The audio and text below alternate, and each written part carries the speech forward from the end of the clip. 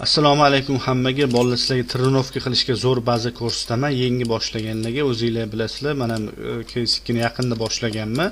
Slabiga qo'yasizlar, pozitsiyalarni bilib olasizlar. Misol uchun odamlar o'yinda ko'pincha qaysi pozitsiyalarda turadi. O'sha pozitsiyalarni bilib olasizlar. Mana slabiga qo'ysanglar, botlar sizlarni otmaydi. Pozitsiyalarni bilib olasizlar. O'yinda ham ko'pincha odamlar shu pozitsiyalarda turadi.